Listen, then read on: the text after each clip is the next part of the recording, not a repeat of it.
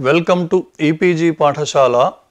E-PG पाठशालायां सर्वेभ्यः भवद्भ्यः महद्भ्यः हार्दं स्वागतं व्याहरामः। मम नाम जे रामकृष्णः इति तिरुपतिस्थराष्ट्रे संस्कृतविद्यापीठस्य व्याकरणविभागे आचार्योऽस्मि। सम्प्रति लघुशब्देन्दुशेखरे स्त्रीप्रत्ययप्रकरणम् अविभावप्रकरणं समाश्रित्य दशमं पत्रं प्रवर्तते। तत्र स्त्रीप्रत्ययप्रकरणे अनुपसर्जनात् इति सूत्रार्थविचारः। तत्र द्वितीयः पाठः अद्य आरभ्यते अनुपसर्जनाधिकारसम्बद्धतया।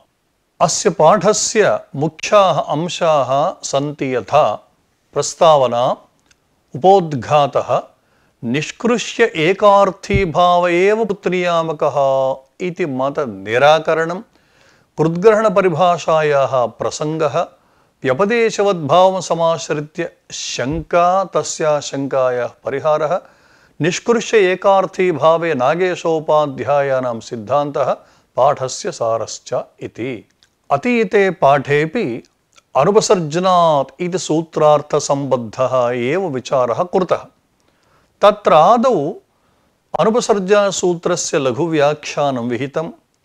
ततः नागेशोपाध्यायमतरीत्या तदन्तग्रहणप्रयोजनविचारः नाम अनुपसर्जनाधिकारः व्यर्थः सन् स्त्रीप्रत्ययेषु तदन्तविधिं ज्ञापयति इति। अत एव तदन्तविधिज्ञापकादेव इमानि प्रयोजनानि सिद्ध्यन्ति इति तदन्तग्रहणप्रयोजनानां विचारः कृतः। तस्मिन् अवसरे वर्णाश्रये प्रत्ययलक्षणम् इति नियमस्य स्वीकारः, तत्र प्रमाणञ्च प्रदर्शितं। ततः बहुकुरुचरा इत्यत्र ङीप् वारणार्थम् अयम् अधिकारः आवश्यकः इति निरूपणं। तदनन्तरं कौम्भकारी इति रूपसिद्धिप्रकारः, अन्ते पाठस्य सारः इत्येतेषाम् अंशानां विचारः कृतः।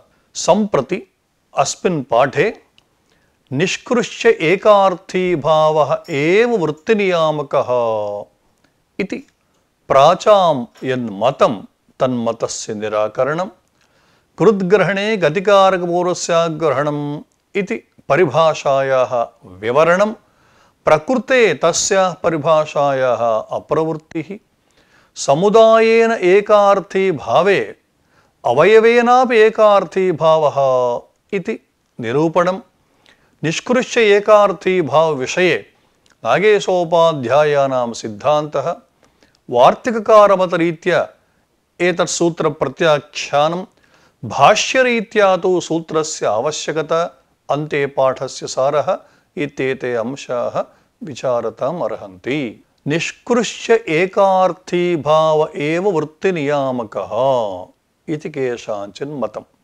तन्निराक्रियते। निष्कृष्य एकार्थी भाव एव वृत्तिनिमित्तम् इति वक्तुम् अशक्यम्। तद्धितार्थ इति उत्तरपदे समासविधानात् समुदायेन एकार्थी भावे अवयवेनापि तस्यैव सत्वात् इति नागेशोपाध्याय पंक्तिद्वयम्। अत्र विचारः स्त्रीप्रत्ययप्रकरणे तदन्तविधेः अङ्गीकारादेव कौम्भकारे रूपं सिद्ध्यति इति पूर्वतने पाठे निरूपितम्। कुम्भं करोति या स्त्री सा कुम्भकारी। ततः कुम्भकार्याः अपत्यं पुमान् इत्यस्मिन् अर्थे स्त्रीभ्यो ढक् इति सूत्रेण ढक् प्रत्यये कृते किञ्चित् सूत्रेण आदुर्धो ढस्य स्थानेयादेशे यस्य इति चकारलोपे कौम्भकारेयः इति सिद्ध्यति। नाम कुम्भकार्याः अपत्यं पुमान् कौम्भकारेयः। यदि स्त्रीप्रत्ययप्रकरणे तदन्तविधिः न स्वीक्रियते तर्हि कारी इति शब्द एव तत्र ङीबन्तः भवति। तत एव ढकि तत्रैव आदिर्धौ कुम्भकार्यः इत्येव स्यात्, कौम्भकार्यरूपं न स्यात् इति प्रागुक्तम्। तदनन्तरं प्रश्नः कृतः, भोः भवद्भिः किमुच्यते?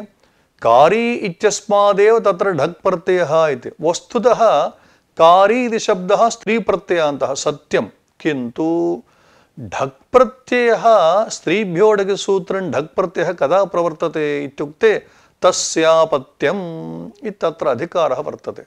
नाम षष्ठी विभक्ति प्रकृतिकं यत् प्रातिपदिकं तस्मादेव नाम सुबन्तात् तद्धितोत्पत्तिः नाम कारि इति केवलं ङीबन्तं भवति चेत् ततः नास्ति किन्तु षष्ठ्यन्तात् यथा दशरथस्य अपत्यम् इत्युक्ते दशरथ ङस् तदेव अपत्यार्थे गर्गस्य गोत्रापत्यं गर्ग ङस् तद्रीत्या अत्र केवलं कारी इत्यस्मात् तत्र ढक् प्रत्ययः नैव भवति यतोहि सुबन्तात् तद्धितोत्पत्तिः एतावत् अत्र सुप्रत्ययस्तु न कृतः यदा सुप् प्रत्ययः न कृतः कारी इति ङीबन्तं स्यान्नाम सुबन्तं तु नास्ति अतः सुबन्तत्व अभावे तस्यापत्यम् अधिकारानुसारेण षष्ठ्यन्तादेव ढक् प्रत्ययः प्रवर्तनीयः अत्र सुपः अभावे षष्ठ्यन्तत्वं नास्ति अतः कथं वा ढक् प्रत्ययः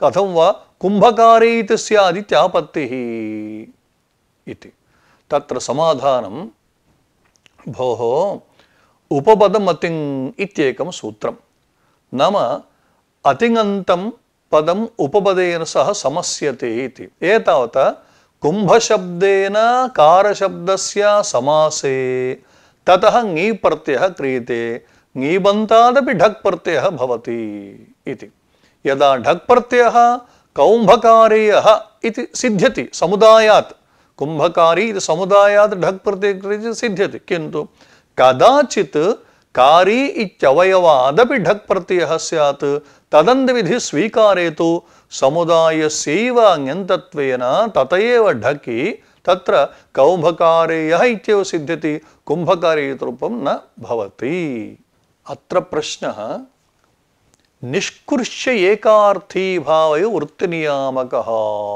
इति कश्चन नियमः अस्ति निष्कृष्य नाम समुदायात् पृथक् कृत्य एकार्थी भावः यः स एव वृत्तिनियामकः इति इदानीं कुम्भेन एकार्थीभूतस्य निष्कृष्य तदभावात् कारीशब्दात् ढकः प्रसङ्गः नास्ति तथा च कुम्भकारेय इति रूपवारणं तदन्तविधेः कथं वा प्रयोजनम् इति नाम कारीशब्दात् ढक् प्रत्ययः प्राप्नोति चेत् तद्वारणार्थम् अत्र स्त्रीप्रत्ययप्रकरणे तदन्तविधिः स्वीकृतः इत्येवं रीत्या पूर्वोक्तं वक्तव्यं किन्तु अत्र कारीशब्दात् ढकः प्रसङ्गे एव नास्ति कुतः इत्युक्ते समुदायात् पृथक् कृत्य एकार्थी भावः इति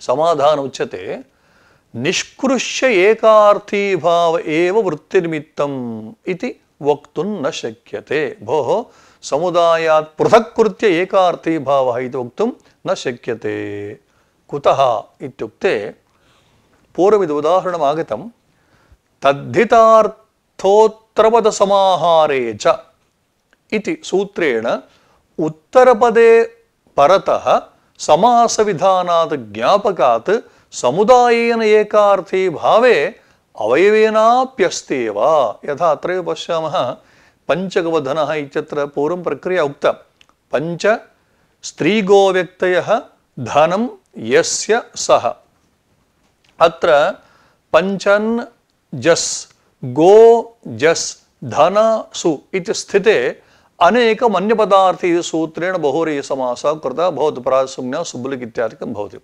एतावता इदानीम् एकार्थी भावः कुत्र अस्ति पञ्चगोधन इति समुदाये वर्तते इदानीं समुदायेन एकार्थी भावः अस्ति इत्युक्ते अवयवेनापि एकार्थी भावः अस्ति यद् अवयवेनापि एकार्थी भावः वर्तते बहुव्रीहौ अवयवत्वेन यः तत्पुरुषः वर्तते नाम तद्धितार्थोत्तरपदसमाहार इति सूत्रेण तत्पुरुषः वर्तते तम् आदाय अत्र टच् प्रत्ययः क्रियते टच् प्रत्ययः अस्ति गोरधिर्गोन्तात् तत्पुरुषः टच् प्रत्ययः स्यात् पञ्चगो अधन इदानीम् एचयः सूत्रेण अवादेशे सति पञ्चगवधनः इति रूपं सिद्ध्यति एतावता किं जातं समुदायेन एकार्थी भावे अङ्गीक्रियमाणे अवयवेनापि एकार्थी भावः अस्ति एव अन्यथा तद्धितवृत्तौ इव समासेऽपि तथात्वापत्तौ प्रकृते ढक् प्रत्यय विचारः तद्धित प्रत्यय विषयः तत्र विचार्यते। इदानीं तद्धितवृत्तौ यथा समुदायात् पृथक् कृत्य निष्कुर्ष्य एकार्थी भाव इति उच्यते चेत् समासेऽपि तथात्वापत्तौ उत्तरपदे समास विधानम् अनुपपन्नं स्यात्। नाम तद्धितार्थोत्तरपदसमाहारी च इति सूत्रेण तद्धितार्थे विषये उत्तरपदे परतः समाहारे च वाच्ये यः तत्पुरुषः उक्तः तस्य तत्पुरुषविधानस्य अनुपपत्तिः स्यात्। अतः नाम उत्तरपदे परतः समासविधानात् किं बोध्यते इत्युक्ते अवयवेषु पृथक् एकार्थी भावः नाङ्गीक्रियते एव। समुदाये एकार्थी भावः अस्ति इत्युक्ते तत्र समुदायेनेकार्थी भावे अवयवेनापि एकार्थी भावः अस्ति इति अवश्यम् अंगीकर्तव्यमेव। इदानीम् अत्र प्रसंगात् कृद्ग्रहणे गतिकारपूर्वस्यापि ग्रहणम् इति परिभाषाः विषयः आगतः। तत् नागेशोपाध्यायरीत्या वर्ण्यते। कृद्ग्रहण परिभाषायाः कृन्मात्रग्रहणे प्रवृत्त्या न तया विशिष्टादेव ङीवुत्पत्तिं प्रत्याशा न च तदन्तग्रहणेऽपि कारशब्दस्य व्यपदेशवद्भावेन अण्णन्तत्वात् ततोऽपि कदाचिन् ङीपि कुम्भकारेयो दुर्वारः किञ्च समुदायान् ङीप्यपि स्त्रीप्रत्यये तदादनियमाभावेन केवलादपि कदाचित् ढकि सः दुर्वारः इति वाच्यम्। एतदधिकारादेव ज्ञापकात् असहाये एव व्यपदेशवद्भाव प्रवृत्तेः अर्थवत्सूत्रोक्त अर्थवत्वाभावेन अण्णन्तस्य अप्रातिपदिकत्वाच्च तदापि नियमाभावेन अधिकस्य कार्यं बोध्यते न तु न्यूनस्य इत्यदोषाच्च। अन्यथा तदन्तग्रहणे फलाभावेन तद्वैयर्थ्यं स्पष्टमेव इत्येवं रीत्या अत्र कृद्ग्रहणे गतिकारपूर्वस्यापि ग्रहणम् इति परिभाषायाः प्रस्तावना कृता। तद्विषये अत्र नागेशोपाध्यायैः एताः पङ्क्तयः तत्र विलिखिताः। सम्प्रति एतासां पङ्क्तीनाम् अर्थं विशदतया परिशीलयामः। अत्र प्रश्नः भवति प्रत्ययग्रहणपरिभाषायाः अपवादभूता कृद्ग्रहणपरिभाषा नाम प्रत्ययग्रहणे यस्मात् विहितः तदादेस्तदन्तस्य च ग्रहणम् इति या परिभाषा उपदिष्टा तस्याः परिभाषायाः अपवादभूता परिभाषा भवति कृद्ग्रहणे गतिकारपूर्वस्यापि ग्रहणम् इति। तत्परिभाषानुसारेण जागृते श्रीता अत्र कृत् प्रत्ययः भवति अण् प्रत्ययः कर्मण्यन्। अतः कृद्ग्रहणे अण् प्रत्ययस्य ग्रहणे गतिकारकपूर्वस्यापि ग्रहणम्। अत्र कारकं नाम कुम्भ इति कर्मकारकम्। अतः कर्मकारकपूर्वस्यैव अत्र अण्णन्तत्वेन ग्रहणम् इत्युक्ते कुम्भकार इत्यद्वर्तते तदेव अण्णन्तम्। ततः ङी प्रत्यये कृते कुम्भकारे इति प्रयोगस्य सम्भवः एव नास्ति। कुतः कृद्ग्रहणे गतिकारपूर्वस्य ग्रहणपरिभाषानुसारेण अण्णन्तं भवति कुम्भकार इति। तस्मादेव ङीप् तादृश ङीबन्धादेव ढक् इति हेतोः आदिवृद्धौ उकारस्य आदिवृद्धौ कौम्भकार्यः इत्येव रूपं भवति। कुम्भकारी इति प्रयोगस्य सम्भवः एव नास्ति इति आक्षेपः। समाधानम् उच्यते सत्यं यत्र गतिकारकसमभिव्याहृतं कृदन्तं तत्र विशिष्टस्यैव ग्रहणं यथा नकुलस्थितम् अवतप्ते नकुलस्थितं द एतत् तत्र कृद्ग्रहणपरिभाषायां तत्र अवतरणग्रन्थे इदमुक्तं।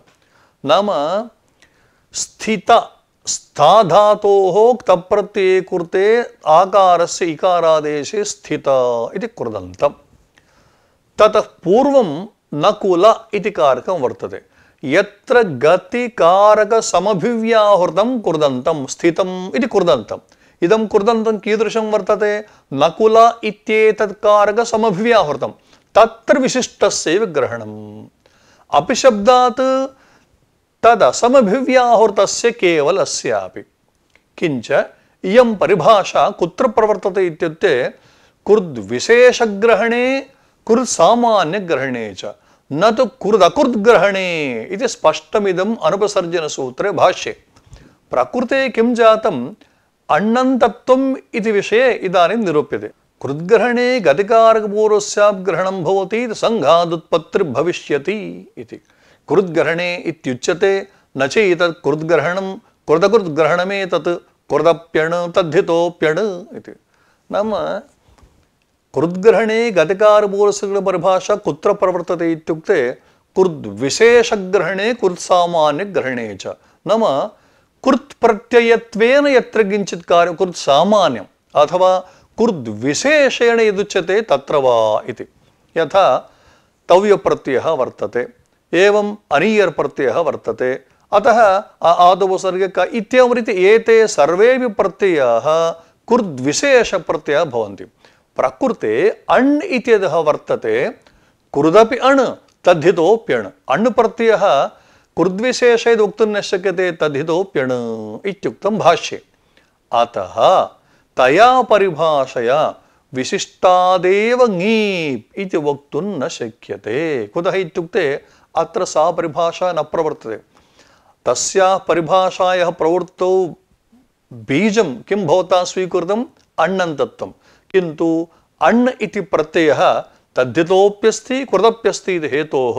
अत्र इयं परिभाषा न प्रवर्तते अत एव अग्रिमं भाष्यम् एवं वर्तते यद्येवं लभ्येत कृतं स्यात् तत्तु न लभ्यते किं कारणम् अत्र हि गतिकारकोपदान समास एव तावत् भवति समासे च कृते अवयवादुत्पत्तिः प्राप्नोति अवयवादुत्पत्तौ सत्यां को दोषः कौम्भकारे न सिद्ध्यति अवयवस्य वृद्धिस्वरौ स्यातां तस्मादनुपसर्जनाधिकारः इति नाम अनुपसर्जनाधिकारस्य सार्थक्यमत्र प्रतिपादितं भगवता भाष्यकृता यद्येवं लभ्येत नाम कृद्ग्रहणपरिभाषायाः विषये कृतं स्यात् तत्तु न लभ्यते किं कारणम् इत्युक्ते अत्र हि गतिकारकोपदानां कृद्भिः सह समाचरं प्रागसु उत्पत्तेः अतः इति नियमानुसारेण समास एव तावत् भवति तावत् इति अव्ययम्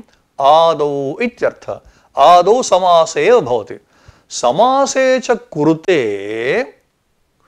अवयवादुत्पत्तिः प्राप्नोति नाम कुम्भकारी इति समुदायादेव नास्ति अवयवादुत्पत्तिः प्राप्नोति भवतु अवयवादुत्पत्तौ सत्यां को दोषः इति चेत् कौम्भकारेयः इति रूपं न सिद्ध्यति अवयवस्य नाम कारी इत्यत्र यः ककारोत्तरवर्ती आकारः वर्तते तस्य वृद्धिः स्यात् तत्र स्वरः स्यात् इष्टं तु कुम्भकार इति समुदायस्य तत्र एकार्थी भावे सति उकारस्य वृद्धिरिष्टा तत्र स्वरः इष्टः तत् किन्तु अवयवस्य वृद्धिस्वरौ स्यातां तस्मात् अनुपसर्जनाधिकारः स्वीक्रियते चेत् स्त्रीप्रत्यये प्रणि तदन्तविधेः स्वीकारेण कारी इति स्त्रीप्रत्ययान्तता तत्र नैव भवति किन्तु कुम्भकारी इत्येव भवति अतः आदिवृद्धि उकारे एव तत्र भवति एवं स्वरूपी तत्र भवति इति हेतोः अनुपसर्जनाधिकारस्य इदं प्रयोजनमस्ति इति भगवता भाष्यकृता पतञ्जलिना स्पष्टमिदमुक्तम् अत्र प्रश्नः भोः व्यपदेशवदेकस्मिन् इति काचन परिभाषा अस्ति तस्याः परिभाषायाः अत्र स्वीकारः भवति चेत् कश्चन दोषः आयाति नाम दोषः उद्भाव्यते कथम् इत्युक्ते प्रत्ययग्रहणपरिभाषया कुम्भकारः इत्येव अण्णन्तु भवतु अङ्गीक्रियते भवदुक्तम् अङ्गीक्रियते नाम अनुपसर्जनाधिकारभाष्येण वा किमुक्तम् उक्तं किन्तु व्यपदेशवदेकस्मिन् इति परिभाषा कुम्भकारी इति शब्दः यथा तत्र ङीबन्तो भवति कारशब्दोऽपि अण्णन्तः तस्मादेव स्यात् अतः कदाचित् ततो ढकि कारी इत्यस्मात् ढकि पुनः कुम्भकारी इति रूपस्य पुनरप्यापत्तिः नाम कुम्भकारी इति समुदायः वर्तते तत्र कदाचित् व्यपदेशोदेकस्मिन् इति परिभाषानुसारेण कारी इत्यस्यापि स्त्री प्रत्ययान्तत्वम् आनीयते चेत् पुनः अवयवादेव ढक् प्रत्ययः सति पुनः कौम्भकारिरूपं न सिद्ध्येत्। किञ्च स्त्री प्रत्यये च अनुपसर्जनेन इति परिभाषा वर्तते। अनुपसर्जन स्त्री प्रत्यय विषये तदादिनियमः निषिद्धः। अतः केवलादपि कारी शब्दात् ढक् प्रत्ययः स्यादेव इति द्वेधा अत्र आक्षेपः कृतः द्वाभ्यां प्रकाराभ्याम्। आद्यः प्रकारः भवति व्यपदेशवद्भावेन कारी इत्यस्मादेव स्त्री प्रत्ययान्ततामाश्रित्य कारी इत्यस्मादेव ढक् प्रत्ययः स्यात्। द्वितीयः भवति अत्र स्त्री प्रत्यये च अनुपसर्जनेन इत्युक्तत्वात् तत्र केवलादपि कारी शब्दात् ढक् प्रत्ययः स्यादेव इत्याक्षेपः। अत्र इदानीं शङ्कायाः परिहारः क्रियते।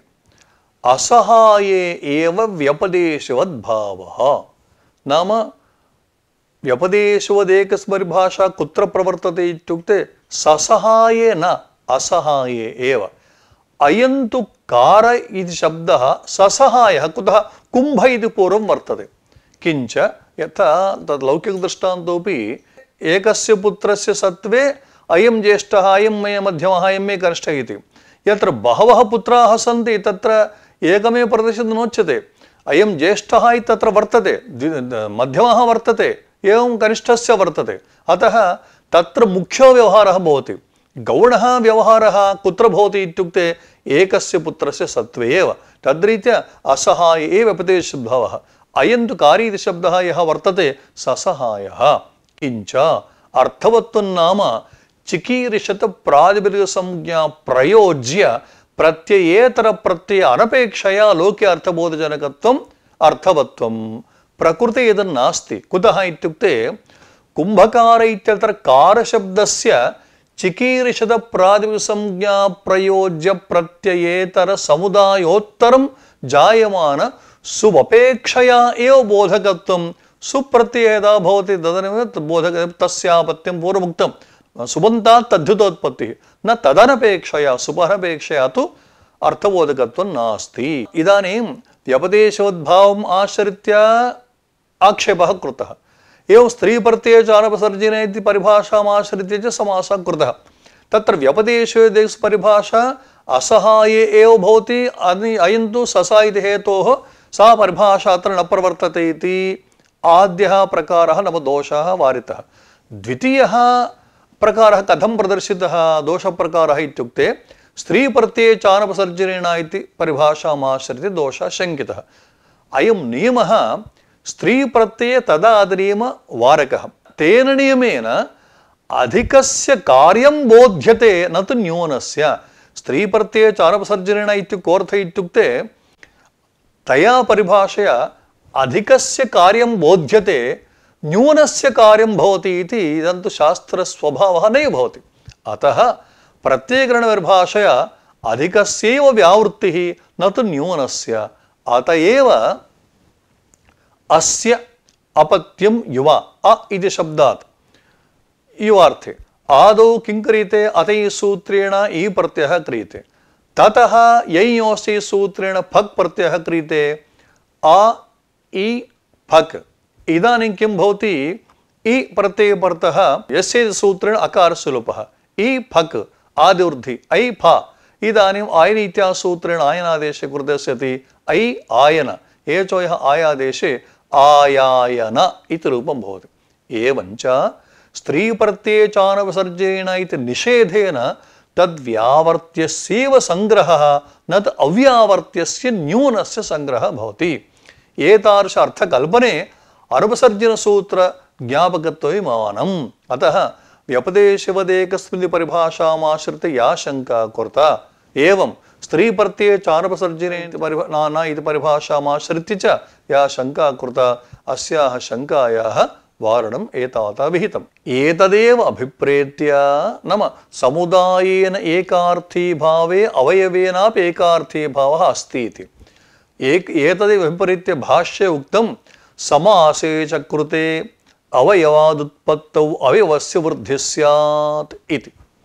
येन विधिर्सूत्रे च प्रत्ययग्रहणे तदन्तविधिः प्रयोजनं गार्ग्यायणः परमगार्ग्यायणः इत्युक्तं भाष्ये।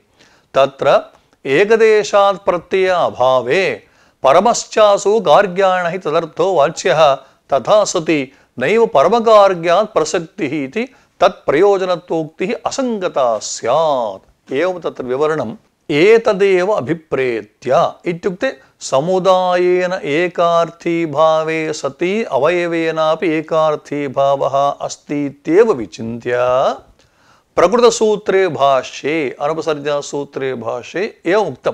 कथं? समासे च कृते अवयवादुत्पत्तिः स्यात्। पूर्वम् इव पङ्क्तयः आगता एव। अवयवादुत्पत्तौ सत्यां को दोषः इति चेत् कौम्भकारेयो न सिद्ध्यति अवयवस्य वृद्धिस्वरौ स्याताम्। अतः इमाः पङ्क्तयः कम् अर्थं बोधयन्ति इत्युक्ते समुदायेन एकार्थी भावे सति अवयवेनापि एकार्थी भावः अस्ति वा इत्यंशं बोधयन्ति। अनन्तरं येन विधिर्सूत्रभाष्यप्रामाण्येनापि इत्युक्तम्। अत्र येन विधिस्तदन्तस्य इति सूत्रे भाष्ये पदस्य इत्यधिकारस्य प्रयोजनानि वर्णितानि। एवम् अङ्गाधिकारस्य प्रयोजनं वर्णितानि। पदाङ्गाधिकारे तस्य च तदन्तस्य च। इदानीम् अङ्गाधिकारे किं प्रयोजनं? नाम अङ्गाधिकारे तदन्तविधिः आश्रीयते चेत् किं प्रयोजनम् इति प्रश्नः। प्रत्ययग्रहणं च अपञ्चम्याः प्रयोजनं। यथा ययोः फक् भवति, नाम ययन्तात् इयन्तात् च फक् प्रत्ययो भवति ययोः सूत्रार्थः। यथा गार्ग्यायणः परमगार्ग्यायणः। गर्गशब्दात् गोत्रापत्यमित्यर्थे गर्गादिभ्यो ययम् गर्गय आदिवृत्ति गार्गय यस्य च गार्ग्य। अनन्तरं ययोश्च ययन्तात् इयन्तात् च युवापत्यमित्यर्थे फक् प्रत्ययो भवति। गार्ग्य फक् ककार सरमन्दलोपः। एवं गार्ग्य फ आयनादेशे गार्ग्यायन णत्वे च गार्ग्यायणः। आदौ गार्ग्यः अनन्तरं परमश्चासु गार्ग्यश्च परमगार्ग्यः। परमगार्ग्यस्यापत्यमित्यर्थे अत्र पूर्वोक्तया रीत्या ययन्तात् फक् प्रत्यये परमगार्ग्यायणः। अत्र एकदेशात् प्रत्ययाभावे परमश्चासु गार्ग्यायणः इत्यर्थः वक्तव्यः। यद्यपि परमश्चासु गार्ग्यः इति न, किन्तु गर्गस्य गोत्रापत्यं गार्ग्यः एवं गार्ग्यायणः परमश्चासु गार्ग्यायणः इत्यर्थः वक्तव्यः। तथा सति परमगार्ग्यशब्दात् फक् प्रत्ययः नैव प्राप्नोति। अतः प्रत्ययग्रहणं चापञ्चम्याः इति प्रयोजनम् उक्तम् अङ्गाधिकारस्य। अतः अङ्गाधिकारस्य प्रयोजनमिदं भवति। केवलं तत्र प्रत्ययः यथा गार्ग्यशब्दात् भवति परमगार्ग्यशब्दादपि अत्रापि प्रत्ययः प्रवर्तते इति कथनार्थमिदं। निष्कृष्य एकार्थी भावः नागेशोपाध्यायेन सिद्धान्तः भाष्यकारैः उक्तत्वात्। मम तु नाम नागेशोपाध्यायस्य तु इत्यर्थः। अस्मच्छब्दार्थः अत्र नागेशोपाध्यायः। परमगार्ग्यस्य अपत्यमित्यर्थेऽपि उक्तन्यायात् गार्ग्यशब्दादेव प्रत्ययः न तु परमगार्ग्यात्। तथा सति पारमगार्ग्यायणः इति स्यात् इति तत्प्रयोजनत्वोक्ति संगतिः। कैयटोपि तदादनीम् आवश्यकत्व प्रदर्शनाय परमगार्ग्यायणः इत्युपन्यासः इत्युक्तवान्। इदानीं समुदायस्य एकार्थी भावेन अवयवस्यापि एकार्थी भावः इत्यत्र इदं प्रमाणं भवति। मम तु इत्युक्ते समुदायस्य एकार्थी भावे सति अवयवेन एकार्थी भावः इति सिद्धान्तम् अङ्गीकर्तुः मम तु परमगार्ग्यस्य अपत्यमित्यर्थेऽपि उक्तन्यायात्। इदानीं तत्र प्रत्ययः कस्मात् भवति इत्युक्ते ययोसि सूत्रेण फक् प्रत्ययः गार्ग्य इति शब्दादेव फक् नाम यद्यपि परमगार्ग्य इति वर्तते नाम, किन्तु एतावत् समुदाये एकार्थी भावः वर्तते। अवयवेनापि एकार्थी भावः इत्युक्तत्वात् समुदाय घटक गार्ग्यशब्दादेव फक् प्रत्ययः अतएव परमगार्ग्याणि सिद्ध्यति। अन्यथा समुदायस्यैव एकार्थी भावः अवयते एकार्थी भावः नास्ति इत्युक्ते तु तर्हि आदिवृद्धिः पकारोत्तरवर्तिनः अकारस्य स्यात्। तथा च पारमगार्ग्यायणः इति रूपं स्यात् इति। अतएव कैयटः किम् उक्तवान्? तदादनीयम आवश्यकत्व प्रदर्शनाय तदादरिमः अत्र स्वीक्रियते परमगार्ग्याणः इत्युपन्यासः तत्र कैयटोपाध्यायोऽपि उक्तवान् एवं प्राचीनानां मतं किं वर्तते इत्युक्ते यत्तु सर्वादिसूत्रे भाष्ये सर्वादीन सर्वनाम अनुपसर्जनादित्येषयोगः प्रत्याख्यायते इत्युक्तं तत्तु अत्र वार्तिककृता तस्य प्रत्याख्याना तदभिप्रायकम् इति भाष्यप्रदीपोद्योते विस्तरः भोः एतावत्पर्यन्तं महता प्रयासेन भवद्भिः अनुपसर्जनाधिकारविषये प्रस्तुतं किन्तु इदं सूत्रं प्रत्याख्यातम् अनुपसर्जादित्येषयोगः प्रत्याख्यायते इत्युक्तं कुत्र उक्तं सर्वादीन सर्वनामानि सूत्रे भाष्ये सत्यम् उक्तम् इदं वचनं वर्तते तत्र किन्तु वार्तिककारस्य तद्वचनम् अतः वार्तिककारमतरीत्या एतत् सूत्रस्य प्रत्याख्यानेऽपि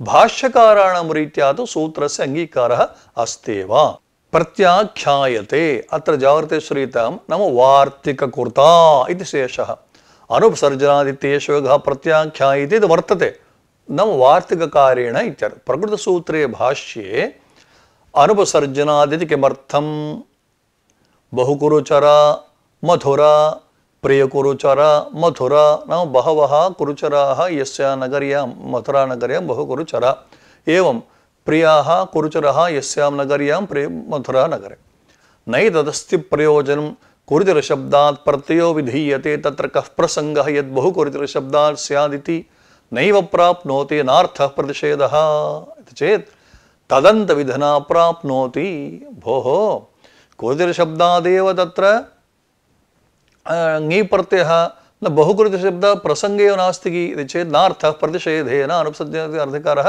व्यर्थ एव इत्युक्ते भाष्यकारयुक्तं तदन्तविधिना प्राप्नोति इति अत्र उत्तरं पठति इति वाक्यम् अनुपसर्जनग्रहणम् अनर्थकं प्रातिपदिकेन तदन्तविधिः प्रतिषेधात् ग्रहणवता प्रातिपदिकेन तदन्तविधिः प्रतिषिध्यते ग्रहणवता प्रातिपदिकेन तदन्तविधिः प्रतिषिध्यते इति अत्र निषेधः वर्तते अत्र भाष्यकाराक्त अवतरणे अत्र किञ्चित् जागृते विलोक्यताम् अत्र उत्तरं पठति इति प्रथमपुरुषः प्रयुक्तः सर्वादिसूत्रे भाष्ये अनुपसर्जादित्येषयोगः प्रत्याख्यायते तम् एवम् अभिसंभत्स्यामः इति उत्तमपुरुषः श्रूयते पुनः श्रूयते अत्र उत्तरं पठति इति प्रथमपुरुषः प्रयुक्तः सर्वादीन सर्वनामास्थाने सूत्र अनुपसर्जादित्येषयोगः प्रत्याख्यायते तं नव प्रत्याख्यान प्रकारम् एवम् अभिसंभत्स्यामः इति उत्तरं पठति इति प्रथमपुरुषः अभिसंभत्स्यामः इति उत्तमपुरुषः अनेन किं ज्ञायते प्रत्याख्यानरीतिः अन्यस्य नाम वार्तिककारस्य एवं तत् स्वीकारपक्षस्तु भाष्यकाराणाम् इति अनेन प्रत्याख्यानं वार्तिककाराणां मते इत्येव लभ्यते न तु भाष्यकाराणाम् अयम् आशयः अस्मत् परमगुरुचरणानां गुरुप्रसादशेषे विशदतया दर्शितः वर्तते अनया रीत्या अस्मिन् पाठे निष्कृष्य एकार्थी भाव एव वृत्तिनिमित्तम् इति मतनिराकरणं कृद्ग्रहणपरिभाषायाः प्रकृते न प्रसङ्गः इति विचारः व्यपदेशोद्भावं समाश्रित्य स्त्रीप्रत्ययचारपसर्जन्य परिभाषाञ्च आश्रित्य शङ्का अस्याः शङ्कायाः परिहारः एवं समुदायेन एकार्थी भावे अवयवेनापि एकार्थी भावः अस्ति एव इत्यत्र भाष्य प्रामाण्यं सूत्र प्रत्याख्यान प्रकारः अनुपसर्जन सूत्र प्रत्याख्यान प्रकारः वार्तिककाराणां रीत्या एव भवति भाष्यकाराणां रीत्या तु सूत्रम् अङ्गीक्रियते एव इत्याद्याः विचाराः विशदतया विचारिताः इति शम्।